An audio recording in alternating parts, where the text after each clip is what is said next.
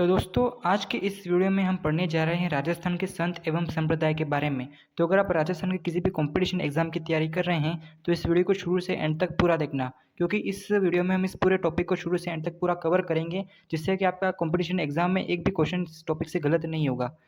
तो चलिए शुरू करते हैं। और ये जो टॉपिक है वो हम रोहित सर की ब्रह्मास्त्र बुक से पढ़ रहे हैं, जो कि राजस्थान आर्ट एंड कल्चर की काफ़ी बढ़िया बुक है।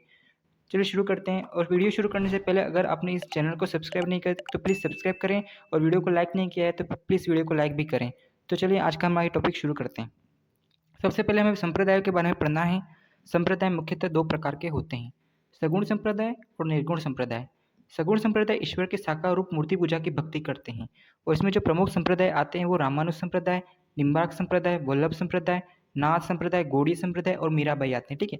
तो सगुण संप्रदाय में ईश्वर को साक्षात मानकर उसके साकार रूप में पूजा करते हैं, और इसमें जो प्रमुख संप्रदाय आते हैं वो रामानुज है, निम्बार्क है, वल्लभ है, नाथ है और गौड़ीय है और मीराबाई। ठीक है। तो आपको इनके नाम याद रखने की सगुण संप्रदाय में ये संप्रदाय आते हैं। नेक्स्ट जो है वो आता है निर्गुण संप्रदाय। निर्गुण संप्रदाय में ईश्वर के निराकार मूर्ति पूजा नहीं करते हैं कि भक्ति, यानी कि इसमें ईश्वर को निराकार माना जाता है, इसमें ईश्वर का कोई रूप नहीं माना जाता। ठीक है। इसमें जो प्रमुख संप्रदाय आता है वो आता है विष्णु संप्रदाय, जसनाथी, दादूपंथी, रामस्नेही, निरंजनी, नवल, लालदासी, कबीरपंथी, संत रैदास, संत पीपा और संत धन्ना जी। ठीक है। तो ये जो संप्रदाय आते हैं वो निर्गुण संप्रदाय के अंतर्गत आते हैं। कौन कौन से? विष्णु हो गया, जसनाथी, दादूपंथी, रामस्नेही, निरंजनी, नवल, लालदासी, कबीरपंथी, संत रैदास, संत पीपा और संत धन्ना जी। ठीक है। तो ये आपको याद रखना है, आपसे एग्जाम में डायरेक्ट क्वेश्चन पूछेगी कौन सा संप्रदाय निर्गुण है और कौन सा संप्रदाय सगुण है। ठीक है। और कुछ संप्रदाय सगुण और निर्गुण का मिश्रण होते हैं। ठीक है। यानी कि ये जो संप्रदाय है एक तरह से मिश्रित संप्रदाय होते हैं। इसके अंतर्गत आते हैं दो संप्रदाय, मुख्यतः चरणदास जी और संत माव जी। तो एग्जाम में अगर पूछ लेगी निम्न में से कौन सा मिश्रित संप्रदाय है, चार ऑप्शन दे दे तो चरणदासी और मावजी, संत मावजी आपको याद रखने की सगुण और निर्गुण का मिश्रण है। अब हम वन बाय वन संप्रदाय के बारे में पढ़ेंगे। तो सबसे पहला जो संप्रदाय आता है वो आता है रामानुज संप्रदाय। रामानुज संप्रदाय के प्रवर्तक है रामानुजाचार्य। इनका जन्म श्री पेरामंदुर तमिलनाडु में हुआ था। तो रामानुजाचार्य का जन्म कहाँ हुआ था? श्री पेरामंदुर तमिलनाडु में। इनकी रचना श्री भाष्य है। क्या इनकी रचना का नाम? श्री भाष्य। ये विशिष्टाद्वैत सिद्धांत का प्रतिपादन किया। इन्होंने क्या किया? विशिष्टाद्वैत सिद्धांत का प्रतिपादन किया। एग्जाम में अगर पूछ ले कि विशिष्टाद्वैत सिद्धांत का प्रतिपादन किसने किया, तो रामानुज संप्रदाय यानी रामानुजाचार्य ने किया था। ठीक है। भगवान के राम के उपासक है, इसलिए रामावत संप्रदाय भी कहते हैं। रामानुज संप्रदाय को रामावत संप्रदाय भी कहते हैं। क्यों? क्योंकि ये भगवान राम के उपासक है। ठीक है। ये जो संप्रदाय मुख्य रूप से भगवान राम की उपासना करता है। नेक्स्ट जो संप्रदाय आता है वो आता है रामानंदी संप्रदाय। रामानंदी संप्रदाय संत रामानुज के शिष्य रामानंद भक्ति आंदोलन को दक्षिण भारत से उत्तर भारत में लेकर आए थे। तो ये जो रामानुज संप्रदाय था जो हमने पहले पढ़ा वो मुख्यतः दक्षिण भारत में प्रचलित था, और जो रामानुजाचार्य के जो शिष्य थे रामानंदी, वो जो भक्ति आंदोलन को है वो दक्षिण भारत से उत्तर भारत में लाए थे। ठीक है। तो उन्होंने उत्तर भारत में रामानंदी संप्रदाय की नींव डाली। तो ये आप देख सकते हैं इनका फोटो। इन्होंने कहा ईश्वर केवल मनुष्य के सद्गुण पहचानता है, उसकी जाति व दुर्गुण नहीं पूछता। इन्होंने ये इंपॉर्टेंट लाइन कही थी, तो आप इसको ध्यान में रख सकते हैं। नेक्स्ट है हिंदी माध्यम से उपदेश देने वाले प्रथम संत रामानंदी जी ही थे। यानी कि इन्होंने सबसे पहले हिंदी भाषा में अपने उपदेश दिए थे। एग्जाम में अगर आपसे डायरेक्टली क्वेश्चन पूछ लें कि हिंदी भाषा में हिंदी माध्यम में उपदेश देने वाले संत कौन थे, तो संत रामानंदी जी थे। राजस्थान में इनकी प्रमुख पीठ गलता जी जयपुर में है, जिसकी स्थापना कृष्णदास पहियारी ने की। पहियारी जी ने यहाँ नाथों का प्रभाव समझकर रामानंदी भक्ति शुरू की। तो रामानंदी संप्रदाय की राजस्थान में अगर पूछ ले कि राजस्थान में स्थापना किसने की, तो कृष्णदास पहियारी ने की थी। कहाँ पे की थी? गलता जी जयपुर में। ठीक है। नेक्स्ट अब हमको गलता जी के बारे में कुछ बातें ध्यान में रखनी है। गलता जी के बारे में, गलता जी गालवा ऋषि की तपोभूमि है। गलता जी जो जयपुर में है, जहाँ पे रामानंदी संप्रदाय की नींव डाली थी कृष्णदास पहियारी ने, तो वो उसके याद रखना है। आपके बारे में कुछ फैक्ट्स याद रखने हैं। सबसे पहला है गालवा ऋषि की तपोभूमि है, यहाँ प्राचीन सूर्य मंदिर बना हुआ है। गलता जी को उत्तर तोतातरी, उत्तरी पीठ राजस्थान का बनारस भी कहा जाता है। तो जो अपने गलता जी, इसको राजस्थान का बनारस कहते हैं। वेरी इंपॉर्टेंट बात है। ठीक है।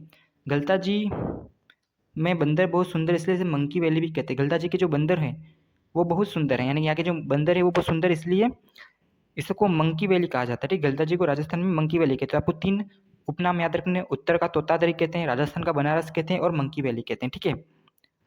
नेक्स्ट जो संप्रदाय आता है वो आता है रसिक संप्रदाय। ठीक है। रसिक संप्रदाय, इसकी प्रमुख पीठ रेवासा सीकर में। आपको रसिक संप्रदाय की प्रमुख पीठ याद रखनी कहाँ है, रेवासा सीकर में। इसके संस्थापक अग्रदास जी थे। कौन थे? अग्रदास जी। अग्रदास जी थे वो कृष्णदास पयरी के शिष्य थे और ये इसमें जो है राम सीता की श्रृंगारिक जोड़ी की पूजा करते हैं। रसिक संप्रदाय में राम कृष्ण की श्रृंगारिक जोड़ी की पूजा कर सकते हैं। आप देखते हैं एक फोटो, राम और कृष्ण की श्रृंगारिक जोड़ी है इसमें, ठीक है। नेक्स्ट जो संप्रदाय आता है वो राम स्नेही संप्रदाय है।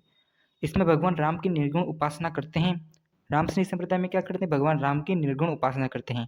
इसकी 4 शाखाएं हैं। राम स्नेही संप्रदाय वेरी इंपॉर्टेंट, इससे एग्जाम में हर बार क्वेश्चन आता है। इसके 4 शाखाओं के बारे में आपको ध्यान में रखना है, ठीक है। सबसे पहली जो शाखा है, सबसे प्रमुख शाखा है जो कि शाहपुरा भीलवाड़ा में है, ठीक है। राम स्नेही संप्रदाय की प्रमुख शाखा भी अगर आपसे पूछ लें कहाँ है, तो शाहपुरा भीलवाड़ा जो प्रमुख शाखा प्रमुख पीठ है। इनका जो प्रार्थना स्थल है वो रामध्वला कहलाता है। राम स्नेही संप्रदाय का प्रार्थना स्थल रामध्वला कहलाता है।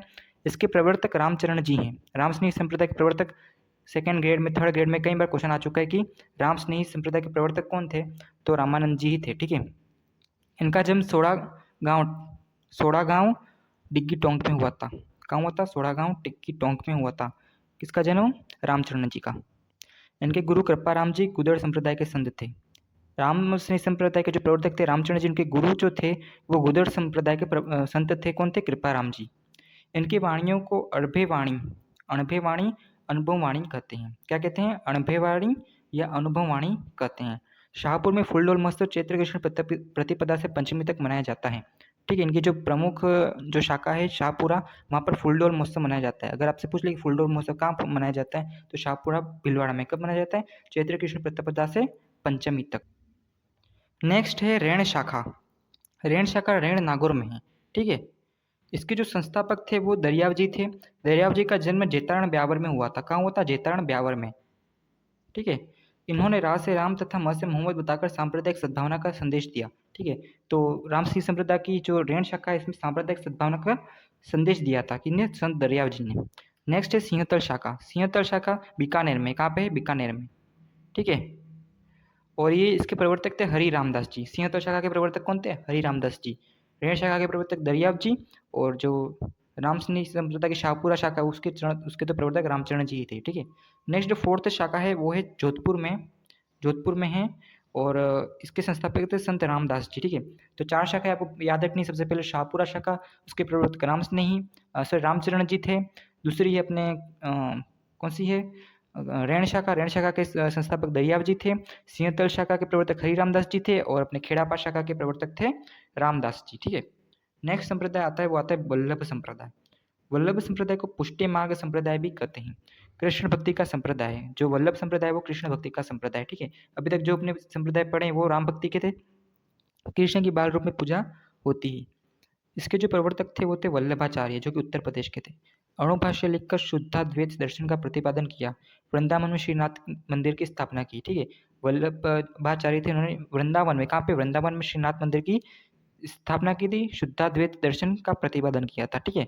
अष्टछाप कवि मंडली। अब अष्टछाप कवि मंडली क्या है, इससे रिलेटेड वो आपको ध्यान में रखना है। वल्लभाचार्य के पुत्र व उत्तराधिकारी विट्ठलनाथ ने अष्टछाप कवि मंडली का गठन किया। इस कवि मंडली में वल्लभाचार्य के 4 शिष्य सूरदास, परमानंद, कृष्णदास, कुंभनदास व विट्ठलनाथ जी के 4 शिष्य नंददास, चतुर्भुजदास, गोविंददास व छिद स्वामी थे, ठीक है। तो वल्लभाचार्य ने जो है, वल्लभाचार्य उसके पुत्र विट्ठलनाथ है ना, उनके पुत्र ही थे विट्ठलनाथ, इन्होंने अष्टछाप कवि मंडली की स्थापना की थी, ठीक है। तो इसमें उन्होंने क्या किया था कि 4 शिष्य तो वो जो थे वल्लभाचार्य के थे, और 4 शिष्य विट्ठलनाथ जी के थे, और इससे मिलकर अष्टछाप कवि मंडली बनी थी। तो आपको ये नाम याद रखने की, इन अष्टछाप कवि मंडली में कौन कौन था? सूरदास, परमानंद, कृष्णदास, कुंभनदास, ठीक है। ये तो जो थे 4 वो किसके थे? शिष्य थे वल्लभाचार्य के। और उनके जो पुत्र थे विट्ठलनाथ जी, उनके 4 शिष्य थे नंददास, चतुर्भुजदास, गोविंददास और छिद स्वामी, ठीक है। तो आपको ये ध्यान में रखना है। नेक्स्ट है फरवरी 1672 में मेवाड़ महाराणा राजसिंह ने सिंहण गांव वर्तमान नाथद्वारा में श्री नाथ जी की मूर्ति स्थापित करवाई, ठीक है। सिंहण गांव नाथद्वारा का पुराना नाम है।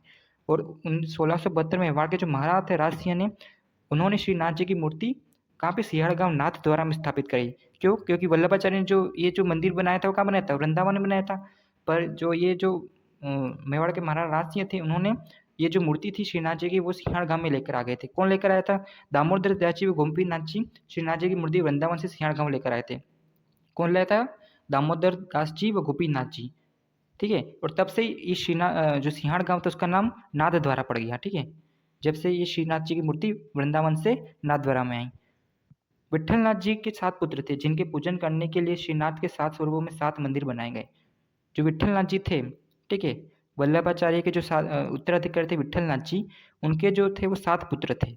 कौन कौन थे? श्रीनाथ, उनके जो 7 मंदिर भी बनाए गए उनको पूजने के लिए, ठीक है। सबसे पहला जो मंदिर है वो है श्रीनाथ जी का मंदिर नाथद्वारा राजसमंद, जो कि प्रधान पीठ है इसकी, ठीक है। वल्लभ संप्रदाय की प्रधान पीठ है नाथद्वारा राजसमंद में इसका मंदिर है। नेक्स्ट है द्वारकाधीश मंदिर कांकरोली राजसमंद में, ठीक है। मथुरेश मंदिर कोटा में है। मदन मोहन मंदिर कामनडिग में है। गोकुल चंद्र मंदिर कामनडिग में है। गोकुलनाथ मंदिर गोकुल उत्तर प्रदेश में। बालकृष्ण मंदिर सूरत गुजरात में है। तो आपको कौन सा मंदिर कहाँ पे ये ध्यान रखना है। सबसे पहले श्रीनाथ जी का मंदिर नाथद्वारा में है, ठीक है। ये तो आपको याद रखना ही होना चाहिए क्योंकि प्रधान पीठ है। आप देख सकते हैं फोटो, श्रीनाथ मंदिर नाथद्वारा की फोटो है ये। द्वारकाधीश मंदिर कांकरोली राजसमंद में। मथुरेश मंदिर कोटा में। मदन मोहन मंदिर कामनडिग में है। गोकुल चंद्र मंदिर कामनडिग में ही है। ये दोनों मंदिर कामनडिग में है। गोकुलनाथ मंदिर गोकुल उत्तर प्रदेश में और बालकृष्ण मंदिर सूरत गुजरात में। इस संप्रदाय में मंदिर को हवेली, भजनों को हवेली, संगीत, दर्शन को झांकी, ईश्वर की कृपा को पुष्टि कहते हैं, ठीक है। वल्लभ संप्रदाय में आपको ध्यान रखना है कि हवेली को जो कहते हैं वो क्या कहते हैं, मंदिर को तो हवेली बोलते हैं, भजनों को हवेली, संगीत, दर्शन को झांकी व ईश्वर की कृपा को पुष्टि कहते हैं। श्रीनाथ मंदिर का अन्नकूट महोत्सव प्रसिद्ध है। क्या? श्रीनाथ जी का जो मंदिर है वहाँ का अन्नकूट महोत्सव बहुत प्रसिद्ध है। एग्जाम में क्वेश्चन आ जाता है कि अन्नकूट महोत्सव कहाँ मनाया जाता है, तो श्रीनाथ मंदिर राजसमंद। नेक्स्ट है किशनगढ़ शासक सावंत सिंह नागरीदास इस संप्रदाय से प्रभावित होकर राजपाट त्याग कर वृंदावन चले गए, ठीक है। सावंत सिंह नागरीदास जो कि किशनगढ़ के शासक थे, वो इस संप्रदाय से इतने प्रभावित हो गए कि इन्होंने अपना सारा राजपाट त्याग दिया और वृंदावन चले गए। नेक्स्ट जो संप्रदाय आता है वो आता है निम्बार्क संप्रदाय, या इसको हंस संप्रदाय भी बोलते हैं। निम्बार्क संप्रदाय के प्रवर्तक जो थे वो थे आचार्य निम्बार्काचार्य। वेदांत पारिजात भाष्य लिखकर द्वैताद्वैत भेदाभेद दर्शन प्रारंभ किया, ठीक है। आचार्य निम्बार्काचार्य ने द्वैताद्वैत भेदाभेद दर्शन प्रारंभ किया था, ठीक है। और राधा कृष्ण की युगल रूप में पूजा होती है, ठीक है। निम्बार्क संप्रदाय में है जो है वो राधा कृष्ण की युगल रूप में पूजा की जाती है। राजस्थान में इनकी प्रधान पीठ सलेमाबाद, किशनगढ़, अजमेर में, ठीक है। निम्बार्क संप्रदाय की प्रधान पीठ कहाँ है राजस्थान में, तो सलेमाबाद, किशनगढ़, अजमेर में, जो कि रूपनगढ़ नदी के किनारे है। कौन सी नदी के किनारे? रूपनगढ़ नदी के किनारे। इसकी स्थापना परशुराम देव ने की थी। निम्बार्क संप्रदाय की जो स्थापना है वो किसने की थी? परशुराम देव ने। इसके अन्य पीठ उदयपुर में भी है, ठीक है। तो आपको इतना ध्यान रखना है निम्बार्क संप्रदाय के बारे में। प्रवर्तक थे वो आचार्य निम्बार्काचार्य थे।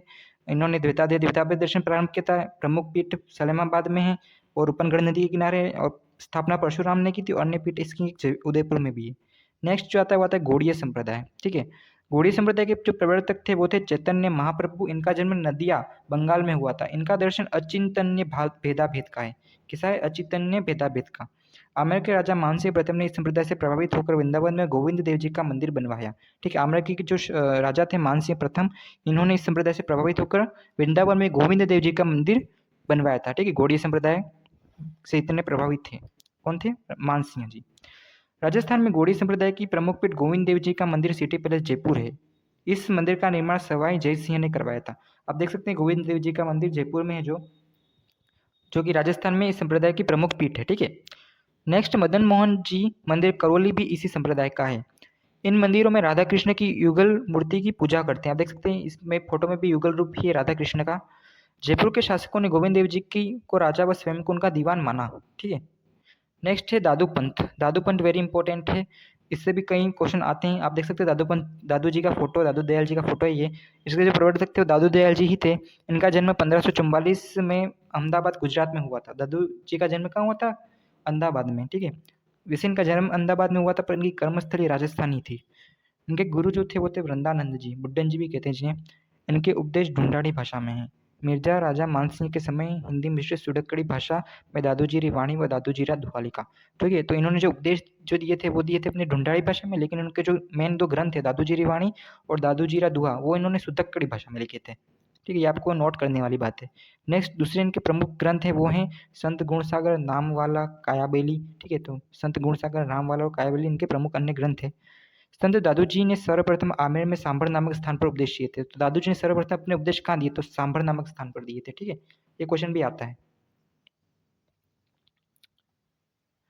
नेक्स्ट जो है भगवान दास जी ने दादू दयाल जी की भेंट 1585 में फतेहपुर सीकरी उत्तर प्रदेश में अकबर से करवाई थी। ठीक है, तो भगवंत दास जी जो थे इन्होंने दादू दयाल जी की भेंट अकबर से भी करवाई थी, यानी कि इतना ज़्यादा प्रभाव था दादू दयाल जी का कि इनकी भेंट भगवंत दास जी ने अकबर से करवाई थी। ठीक, फतेहपुर सीकरी में कहाँ करवाई थी? फतेहपुर सीकरी में 1585 में। दादू दयाल जी साबरमती नदी अहमदाबाद में लोधी राम जी को बहते हुए मिले थे। किनको बहते हुए मिले थे? लोधी राम जी को, साबरमती नदी में। ठीक है, दादू जी को राजस्थान का कबीर कहते हैं। ठीक है, ये वेरी इंपॉर्टेंट है। राजस्थान का कबीर किसको बोलते हैं? तो दादू जी को, दादू दयाल जी को। इन्होंने कहा ईश्वर एक है जिसके दरबार में हिंदू मुसलमान का कोई भेद नहीं है, भेदभाव नहीं है। यानी कि निर्गुण परंपरा के थे संत, तो इन्होंने हिंदू मुस्लिम को एक ही माना, सांप्रदायिक सद्भावना के संत थे। तो इन्होंने ऐसा कहा था कि ईश्वर एक है जिसके दरबार में हिंदू मुसलमान का कोई भेदभाव नहीं है। इन्होंने अपना अंतिम समय नारायण दुदू में बिताया। कहाँ बिताया? नारायण दुदू में। और इनकी प्रमुख पीठ कहाँ है? नारायण दुदू में ही इनकी प्रमुख पीठ है, जहाँ पर इन्होंने अपना अंतिम समय बिताया था। दादू खोल नारायण के निकट भैराणा पहाड़ी है जहाँ दादू जी का देहांत हुआ था।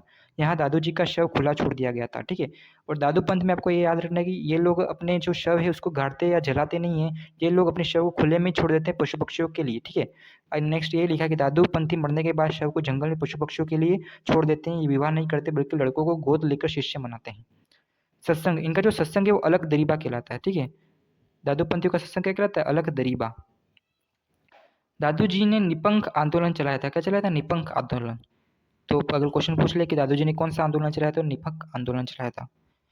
दादू पंथी सत्यराम कहकर अभिवादन करते हैं। ठीक है, सत्यराम कहकर अभिवादन करते हैं। जैसे कि हिंदुओं में जय श्री कृष्णा, जैनों में जय जिनेन्द्र ऐसे बोलते हैं, वैसे दादू पंथी में क्या बोलते हैं? सत्यराम कहकर अभिवादन किया जाता है। दादू दयाल की रचनाओं का संग्रहण उनके दो शिष्यों संतदास व जगन्नदास ने हरेड़ वाणी नाम से किया। ठीक है, कहाँ किसमें किया? हरेड़ वाणी ने। जो दादू जी के जो दो शिष्य थे, कौन थे? संतदास और जगन्नदास। इन्होंने हरेड़ वाणी नाम से उनकी रचनाओं का संग्रहण किया। तो ये क्वेश्चन भी वेरी इंपॉर्टेंट है कि इनका जो रचनाओं का संग्रहण है वो किस ग्रंथ में किया गया? तो हरेड़ वाणी में। दादू दयाल जी के 152 शिष्य थे, जिनमें से 52 प्रमुख शिष्यों का दादू पंथ के 52 स्तंभ कहते हैं। ठीक है, जो 152 शिष्य थे, मुख्य रूप से उनके जो प्रमुख 52 शिष्य थे उनको दादू पंथ के 52 स्तंभ कहते हैं। दादू जी की मृत्यु के बाद दादू पंथ की 5 शाखाएं बनी। ठीक है, अब आपको इनकी शाखाओं के बारे में याद रखना है। सबसे पहली है खालसा शाखा। इसका जो प्रारंभ किया था गरीबदास जी ने। ठीक है, गरीबदास जी ने दादू पंथ के उत्तराधिकारी व दादू जी के पुत्र थे। इनकी जो प्रमुख पीठ है वो नारायण दुदू में ही है। दूसरी जो शाखा है वो नागा शाखा। इसका जो प्रारंभ किया था वो सुंदरदास जी ने किया था। ठीक है, सुंदरदास जी ने। नागा साधु अपने पास हथियार रखते थे। इनके आतंक से जनता परेशान हो गई तो सवाई जय सिंह ने 1726 में इन्हें सैनिकों के रूप में भर्ती किया था। ठीक है, तीसरी जो शाखा है वो है विरक्त शाखा। विरक्त शाखा है वो गृहस्थी को उपदेश देते थे। फोर्थ शाखा उत्तरादय स्थानधारी उत्तर भारत की तरफ चले गए। इसके जो संस्थापक थे वो थे दादू जी के शिष्य बनवारी दास। जो उत्तरादय शाखा थी दादूपंथ की, उसके जो संस्थापक थे वो कौन थे? बनवारी दास। ये क्वेश्चन भी आ सकता है। नेक्स्ट है खाकी। खाकी जो थे शरीर पर भस्म लगाते थे, वो खाकी वस्त्र धारण करते थे। दादू जी के प्रमुख शिष्य, अब अपन को दादू जी के प्रमुख शिष्यों के बारे में जानना है। सबसे पहले जो शिष्य थे वो थे रज्जब दास जी। इनके वैसे तो 52 शिष्य थे, पर मुख्य रूप से जो शिष्य थे वही हम इसमें देखेंगे। सबसे पहला है रज्जब दास जी, जो जाति से पठान मुसलमान थे। मृत्यु और इनकी प्रधान पीठ सांगानेर जयपुर में, और इनके जो प्रमुख ग्रंथ थे वो रज्जब वाणी और सर्वंगी है। ठीक है, और ये जो रज्जब जी थे वो इन्होंने आजीवन दूल्हे का भेष धारण किया था। ये यानी कि अपने घोड़े पर बारात लेकर निकले थे, लेकिन ये दादू जी से इतने प्रभावित हुए कि ये अपनी बारात छोड़कर इनके साथ शामिल हो गए थे। और उन्होंने अपने जीवन भर अपने दूल्हे का भेष धारण किया। तो एक क्वेश्चन आ जाए कि ऐसे कौन से शिष्य थे दादू जी के जिन्होंने आजीवन दूल्हे का भेष धारण करके उनके साथ रहे थे? तो वो थे रज्जब दास जी थे। ठीक है, नेक्स्ट सुंदरदास जी। सुंदरदास जी, इनका जन्म हुआ था दौसा के खंडेल परिवार में, और उनकी प्रमुख पीठ और मृत्यु सांगानेर में हुई थी। ठीक है, सुंदरदास जी पर 1997 में 2 रुपये का डाक टिकट जारी किया गया था। आप देख सकते हैं इनका फोटो। सुंदरदास जी, इन पर 2 रुपये का डाक टिकट जारी हुआ था 1997 में। ठीक है, ये दौसा के खंडेल परिवार में इनके जन्म हुए थे और मृत्यु हुई थी सांगानेर में। इनके जो प्रमुख ग्रंथ है वो सुंदरवाणी, सुंदरविलास, सुंदर ग्रंथावली, ज्ञान समुद्र बावनी और रामची अटक। ठीक है, तो ये आपको ग्रंथों के नाम रखने, ये वेरी इंपॉर्टेंट जो नीचे लिखे वही। ज्ञान समुद्र बावनी और रामची अटक किसके हैं? तो सुंदरदास जी के प्रमुख ग्रंथ हैं। दादू जी के अन्य शिष्य थे, ये जो सुंदरदास जी थे इन्होंने नागा शाखा की जो की थी स्थापना की थी। ठीक है, आपको ये भी ध्यान में रखना है।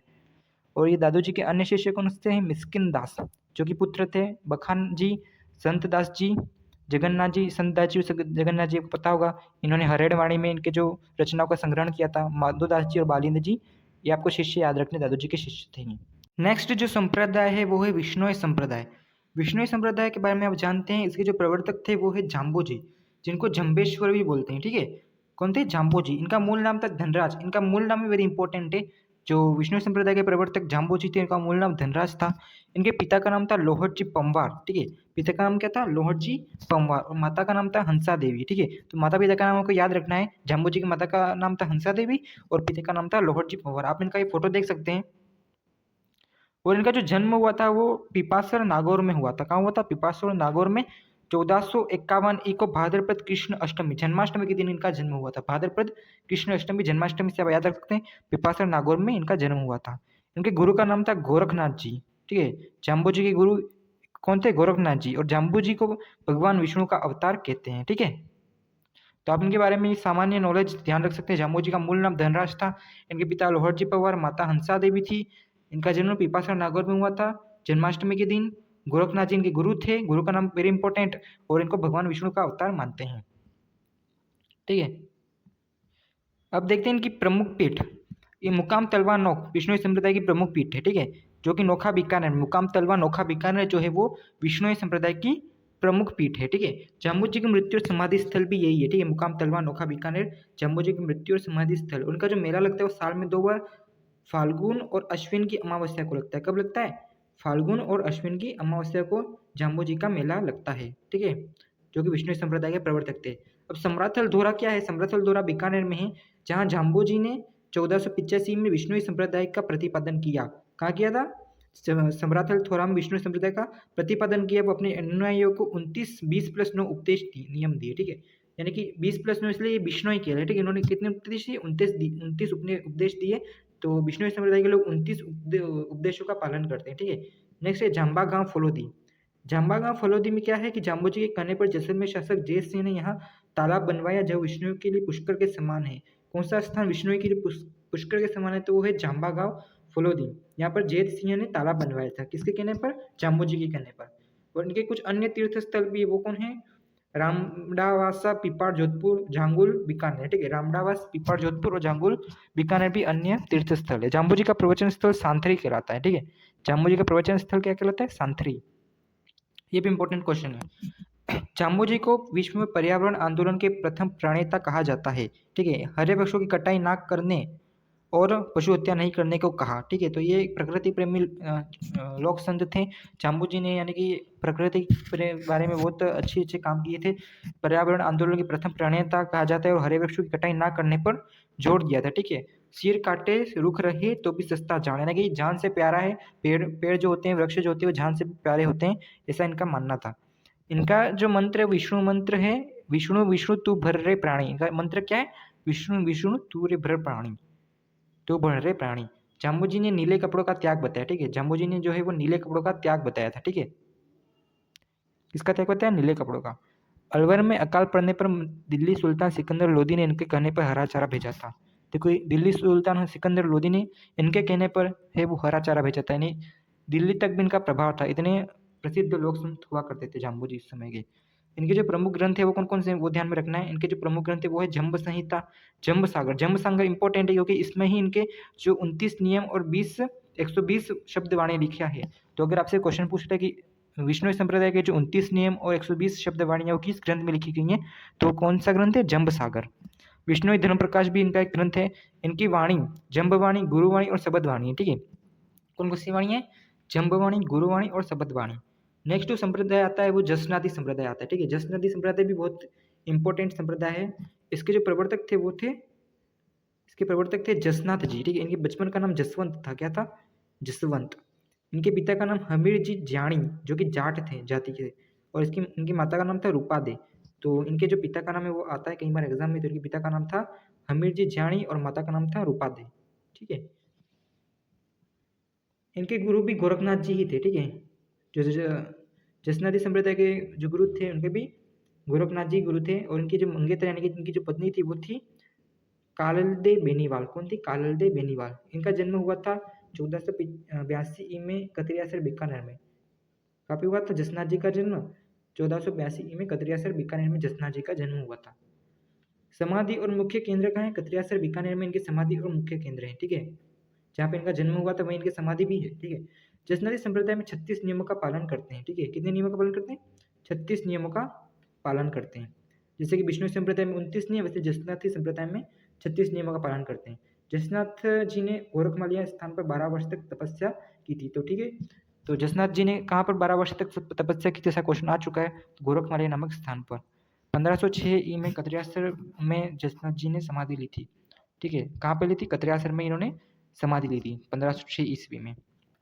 बीकानेर के राव लूणकर्ण इन्हीं के आशीर्वाद से राजा बने और राव लूणकर्ण ने राज्य के राज चिन्ह में जाल वृक्ष लगाया, ठीक है। तो जो बीकानेर के जो उस समय के लूणकर्ण थे, राव लूणकर्ण, वो इनके आशीर्वाद से राजा बने थे, ठीक है। और इन्होंने जाल वृक्ष लगाया बीकानेर के राज चिन्ह में। तो जाल वृक्ष है वो जसनती संप्रदाय में शुभ माना जाता है, ठीक है। सिकंदर लोदी ने इनको कतरियासर की भूमि प्रदान की थी। सिकंदर लोदी ने जो जसनाथ जी को है वो कतरियासर की भूमि प्रदान की थी। जो जसनाथ जी थे और जाम्बो जी थे वो दोनों समकालीन थे, यानी कि तब का जो शासक था दिल्ली का वो सिकंदर लोदी ही था, ठीक है। तो इन्होंने सिकंदर लोदी ने जसनाथ जी को कतरियासर में भूमि प्रदान की थी। और इनके 5 प्रमुख पीठों के उपपीठों के बारे में ध्यान रखना है आपको। सबसे पहली जो उपपीठ है वो है लिखमादेश्वर बीकानेर में, जो कि हांसू जी द्वारा स्थापित की गई थी, ठीक है। दूसरी है पुनरासर बीकानेर पालोजी द्वारा, तीसरी बमोल बीकानेर हारोजी द्वारा, चौथी मालासर बीकानेर टोडर जी द्वारा और पांचवी है पांचला नागौर बोया जी द्वारा। तो आपको ये याद रखना है कि इनकी जो उपपीठें हैं वो किस किस के द्वारा स्थापित की गई थी और कहाँ है। लिखमादेश्वर बीकानेर में है, ठीक है। लिखमादेश्वर कहाँ है? बीकानेर में है, जो कि हांसू जी द्वारा स्थापित है। पुनरासर बालो जी द्वारा स्थापित है, वो भी बीकानेर में ही है। बमुल जो है वो बीकानेर में हारो जी द्वारा स्थापित की गई थी। मालासर बीकानेर में वो टोडर जी द्वारा स्थापित की थी। तो ये जो 4 है वो तो बीकानेर में, और एक पांचला नागौर में वो बोया जी द्वारा स्थापित की गई थी, ठीक है। और इनके जो अन्य प्रमुख संत है संप्रदाय के वो है लालनाथ जी, चोखनाथ जी, सवायत जी, जियो जी। कौन कौन है? लालनाथ जी, चोखनाथ जी, सवाई जी और जियो जी जसनाती संप्रदाय के अन्य प्रमुख संत हैं। जसनाती संप्रदाय में अग्नि नृत्य करते हैं। अब अग्नि नृत्य अपने नृत्य वाले चैप्टर में देख चुके हैं कि अग्नि नृत्य किसके द्वारा किया जाता है? जसनाती संप्रदाय के द्वारा किया जाता है। और इसमें फतेह फतेह के नारे लगाए जाते हैं, ठीक है। जसनाती संप्रदाय में काले ऊन का धागा पहनते हैं।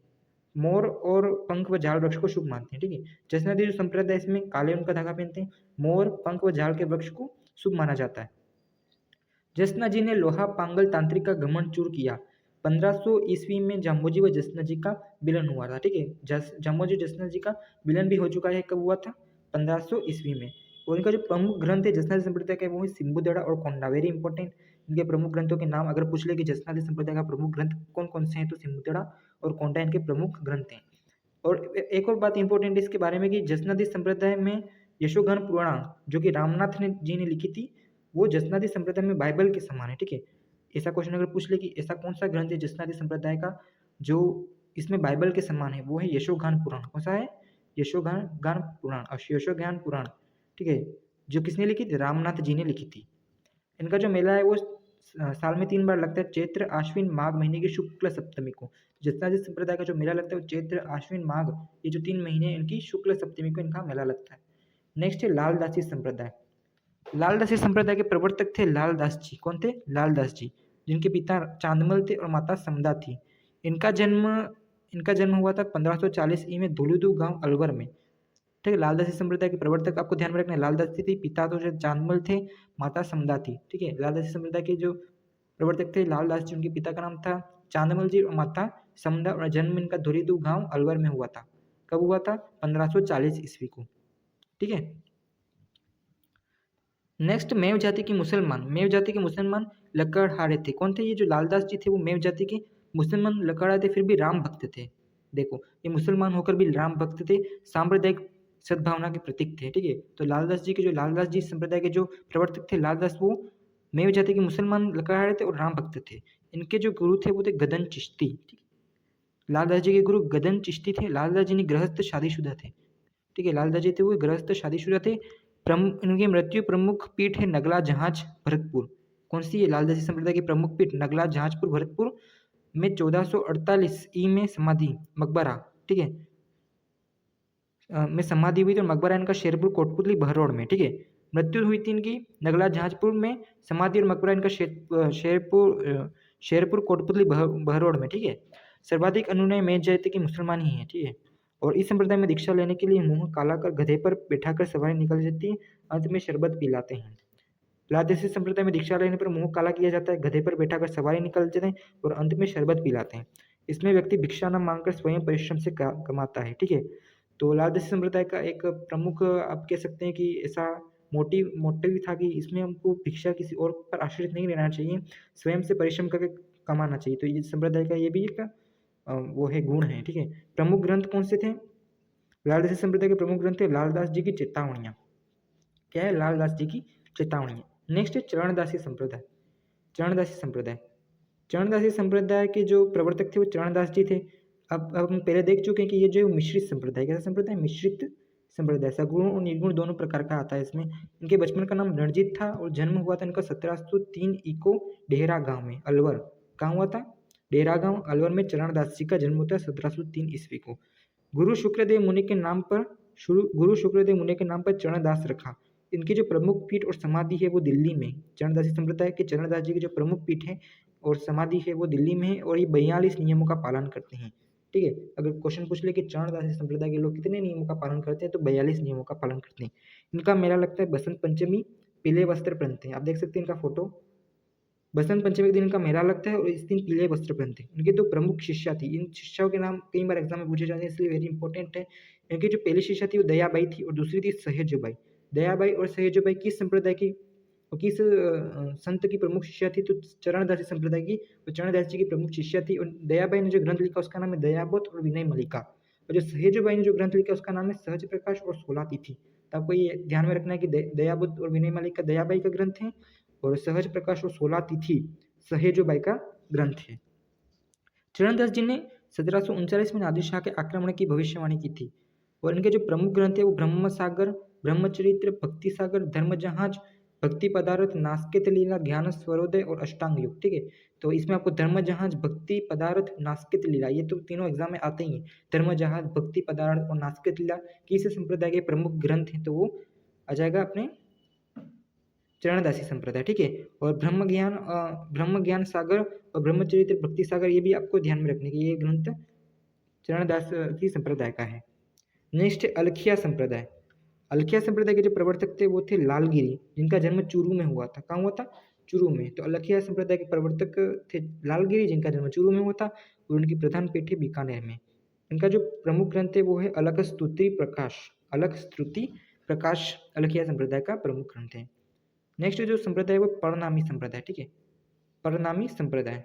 परनामी संप्रदाय के प्रवर्तक थे प्राणनाथ जी, जिनका जन्म जामनगर गुजरात में हुआ था और इनकी प्रमुख पीठ है पन्ना शहर मध्य प्रदेश में। आप ये फोटो देख सकते हैं। परनामी संप्रदाय के प्रमुख प्रवर्तक थे वो थे प्राणनाथ जी, जन्म जामनगर गुजरात, प्रमुख पीठ पन्ना शहर मध्य प्रदेश। और राजस्थान में इनका जो प्रमुख पीठ है वो है जयपुर में। ठीक है, परनामी संप्रदाय के राजस्थान प्रमुख पीठ जयपुर में है और इनका जो ग्रंथ है उसका नाम है कुजलम स्वरूप। ठीक है, कुजलम स्वरूप किसका प्रमुख ग्रंथ है? तो परनामी संप्रदाय का। एग्जाम में क्वेश्चन आ सकता है। नेक्स्ट है नाथ संप्रदाय। नाथ संप्रदाय आप देख सकते हैं, भगवान शिव को मानते हैं लोग। ठीक है, नाथ संप्रदाय शैव मत संप्रदाय, भगवान शिव की पूजा की जाती।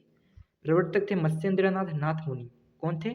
नाथ संप्रदाय के प्रवर्तक मत्स्येंद्रनाथ, जिनको नाथ मुनि कहते हैं। राजस्थान में इसकी दो शाखाएं।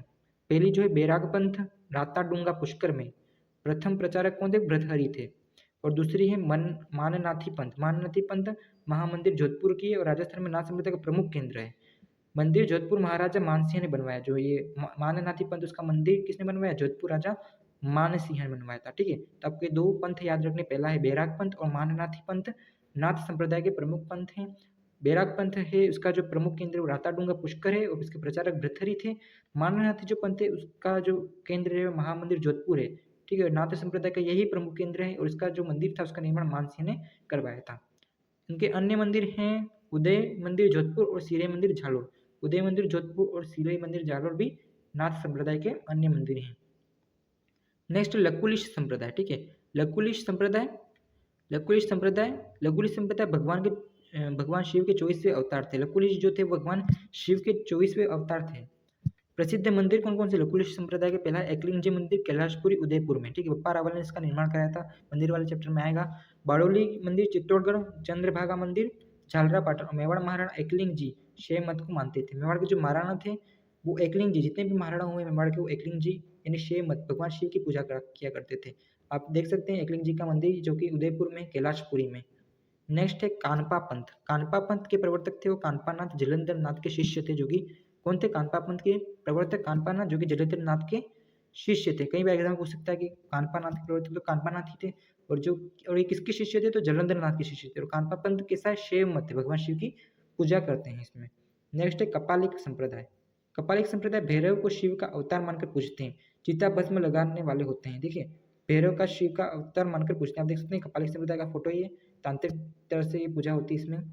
और ये जो भैरव को शिव का अवतार मानते हैं, किसको शिव का अवतार मानते हैं? कपालिक संप्रदाय में भैरव को शिव का अवतार मानते हैं और चिता भस्म लगाते हैं। एक नोट दे रखा है, राजस्थान में के प्राचीन अभिलेखों में शैव धर्म सर्व प्रमुख था। ठीक है, यानी कि जो प्राचीन अभिलेख दिए रखे अपने पुराने पुराने शिलालेख हो गए, जो भी हो गए, तो उसमें जो शैव धर्म है उसको ही प्रमुख ग्रंथ माना गया है। ठीक है, शिव को सर्वोच्च देवता के रूप में पूजा की जाती थी। यानी जो अपने प्राचीन जो इतिहास उसमें जो अपना शैव धर्म है उसको ही सर्वोच्च रूप से मान्यता दी गई और सब लोग शिव की पूजा किया करते थे। नेक्स्ट जो संप्रदाय आता है वो आता है निरंजनी संप्रदाय। निरंजनी संप्रदाय के प्रवर्तक थे हरिदास जी। कौन थे? हरिदास जी। इनका जन्म हुआ था कापड़ोद गांव और इनकी मृत्यु और प्रमुख पीठ है गाड़ा डिडवाना में। इनका मूल नाम हरिसिंह सांखल था, पहले डाकू थे, बाद में साधु बन गए।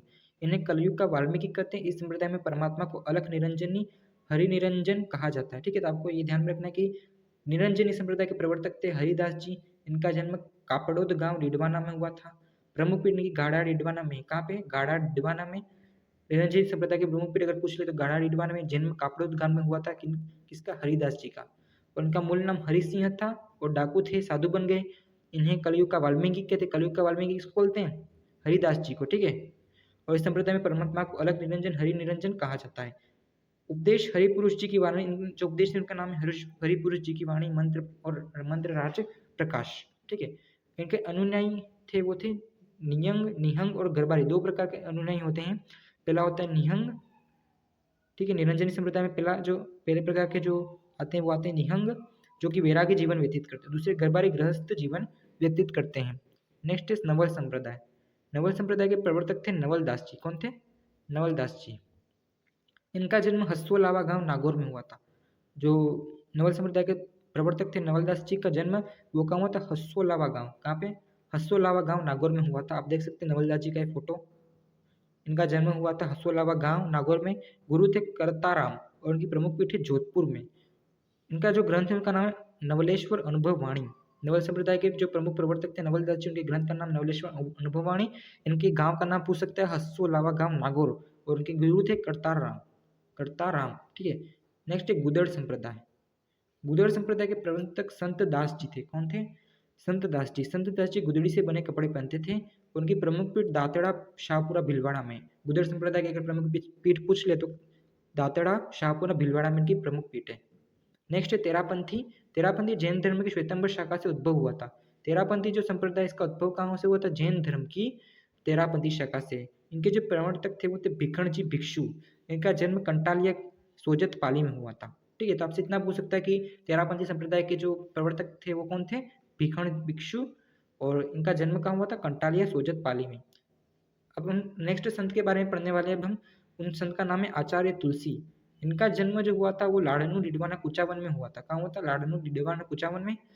1449 में चूरू से अणुव्रत सिद्धांत किसने दिया? आचार्य तुलसी ने। Very important. अणुव्रत सिद्धांत किसने दिया? आचार्य तुलसी ने का प्रतिपादन किया। इन्हीं की प्रेरणा से जैव विश्व भारतीय शिक्षण संस्थान लाड़नू की स्थापना हुई। अगर एग्जाम में पूछ ले जैन विश्व भारती शिक्षण संस्थान लाड़नू की स्थापना किसकी प्रेरणा से हुई, तो आचार्य तुलसी की प्रेरणा से हुई थी। इन्होंने कहा इंसान पहले इंसान है, फिर हिंदू या मुसलमान। ठीक है, तो ये यानी कि जात पात में भेदभाव नहीं मानते थे। इन्होंने कहा इंसान पहले इंसान है, फिर हिंदू या मुसलमान। नेक्स्ट संत पिपा। संत पिपा नेक्स्ट जो संत पिपा, इनका जो मूल नाम था प्रताप सिंह खींची था। गागरोन के शासक थे।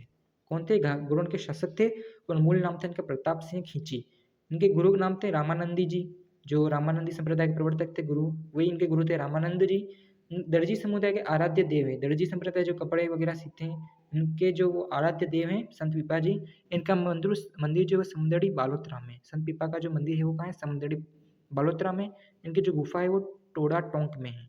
कहाँ पे? टोडा टोंक में। छतरी गागरोन झालावाड़ में है। गागरोन झालावाड़ में, जहाँ पे गागरोन का किला भी है। काली सिंध व आहू नदी के संगम पर। दुर्ग वाले चैप्टर में आप पढ़ सकते हैं। रामानंद जी से दीक्षा प्राप्त कर राज्य का त्याग कर दिया। इन्होंने जो है रामानंद जी से दीक्षा प्राप्त की और जो ये गारोन के शासक थे तो उन्होंने अपना सारा राजपाट त्याग दिया और दीक्षा ले ली थी। संत पीपा ने भक्ति को मोक्ष प्राप्ति का साधन बताया था। ठीक है। नेक्स्ट है संत धन्ना जी। संत धन्ना जी, इनका जन्म धुवन टोंक में 1415 ईको जाट परिवार में हुआ। ठीक है। धन्ना जी का जन्म कहाँ हुआ था? धुवन टोंक में हुआ था। ठीक है। धुवन टोंक में हुआ था 1415 ईको। ठीक है। ये भी रामानंद जी के ही शिष्य थे। ठीक है। धुवन संत धन्ना जी किसके शिष्य थे? पूछ ले एग्जाम में। तो रामानंद जी के ही शिष्य राजस्थान छोड़कर बनारस चले गए।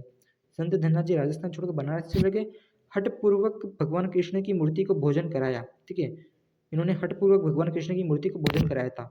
मेला इनका धुवन गांव टोंक में लगता है। राजस्थान में भक्ति आंदोलन के प्रवर्तक थे। राजस्थान में भक्ति आंदोलन के प्रवर्तक कौन थे? संत धन्ना जी। नेक्स्ट जो संत आते हैं वो आते हैं संत मावजी।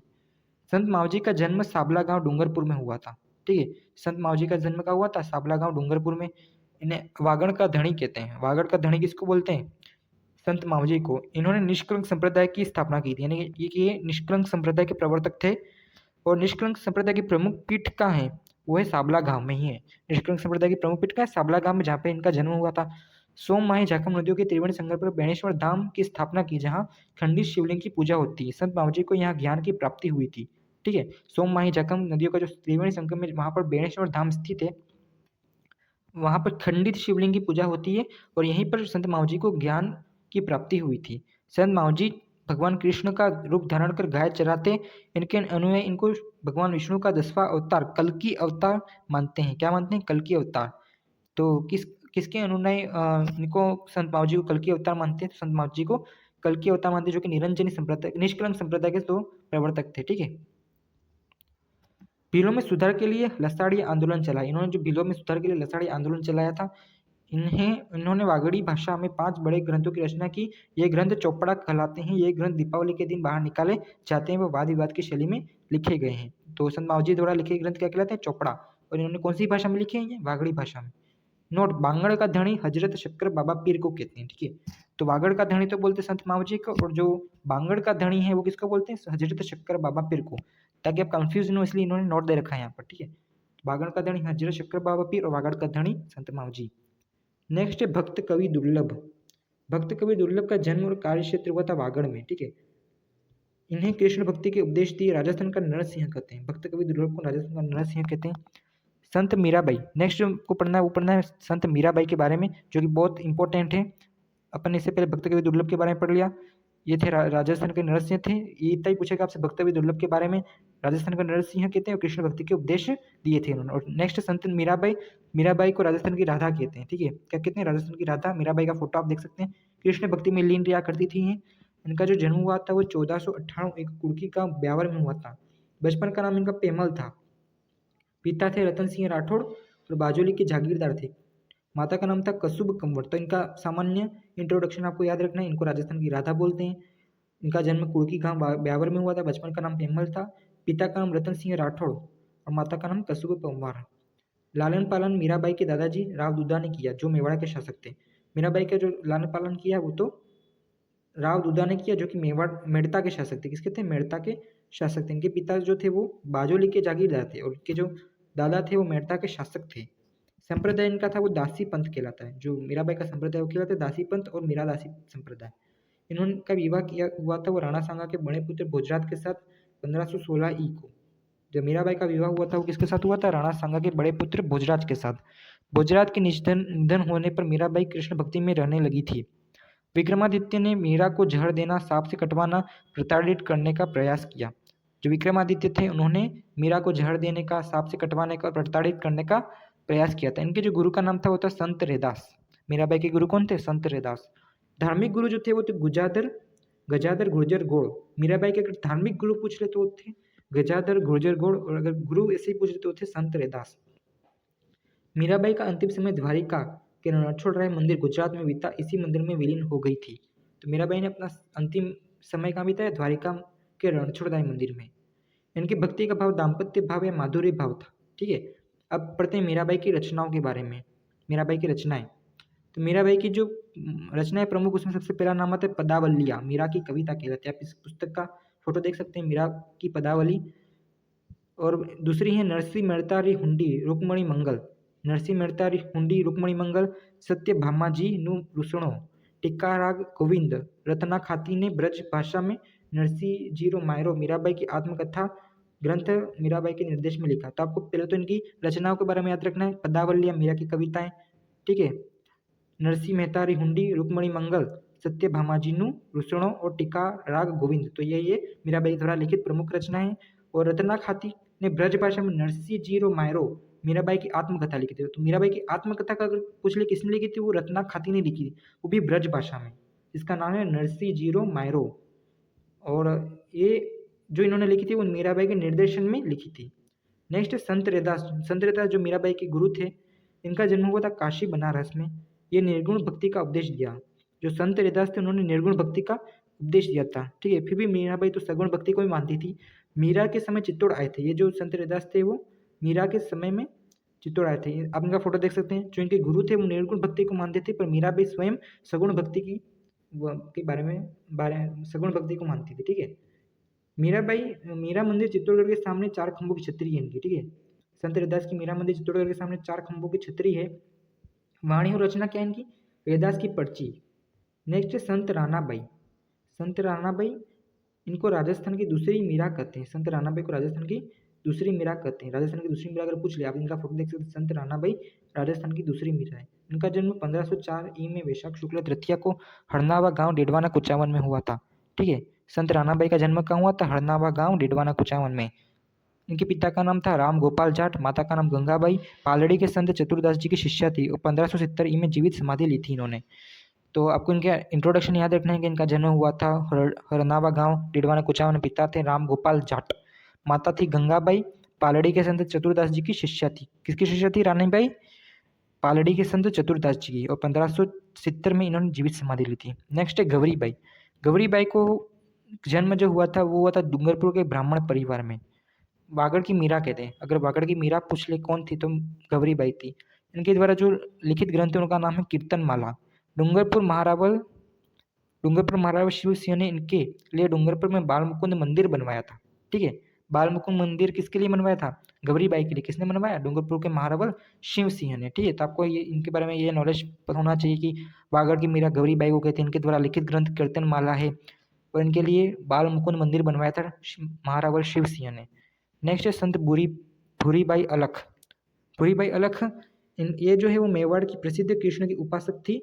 इनका जन्म सरदारगढ़ राजसमंद में हुआ था। मेवाड़ के प्रसिद्ध कृष्ण के उपासक पूछ ले तो संत भूरीबाई अलख, जन्म हुआ था इनका सरदारगढ़ राजसमंद में। नेक्स्ट कर्माबाई। कर्माबाई का जन्म हुआ था कालवा गांव डेडवाना कुचावन में। भगवान श्री कृष्ण की मूर्ति का खिचड़ा खिलाया था, जिसकी याद में आज भी उड़ीसा में जगन्नाथपुरी मंदिर में भगवान शिव को खिचड़ा खिलाते हैं। कर्माबाई जन्म कालवा गांव डेडवाना कुचावन। भगवान श्री कृष्ण की मूर्ति खिचड़ा खिलाया था, जिसकी याद में आज भी उड़ीसा के जगन्नाथपुरी में भगवान खिचड़ा का भोग लगता है। अब हम पढ़ेंगे कुछ फैक्ट्स के बारे में। सबसे पहला है राजस्थान की राधा बोलते हैं मीराबाई को। राजस्थान की दूसरी मीरा बोलते हैं रानाबाई को। वागड़ की मीरा बोलते हैं गौरीबाई को। और मत्स्य की मीरा बोलते हैं सम्मानबाई अलवर, ठीक है। तो ये आपको ध्यान में रखना है कि राजस्थान की राधा बोलते हैं मीराबाई को, राजस्थान की दूसरी मीरा बोलते हैं रानाबाई को, वागड़ की मीरा बोलते हैं गौरीबाई को और मत्स्य की मीरा बोलते हैं सम्मानबाई अलवर को। तो इसी के साथ हमारा ये टॉपिक आज यहाँ कंप्लीट होता है। हमने राजस्थान के संत एवं संप्रदाय के बारे में पूरा पढ़ लिया शुरू से एंड तक। उम्मीद करता हूँ कि आपको ये वीडियो पसंद आया। अगर वीडियो पसंद आया तो प्लीज़ लाइक करना। अब मिलते हैं इसके नेक्स्ट वीडियो में, तब तक के लिए गुड बाय, जय हिंद।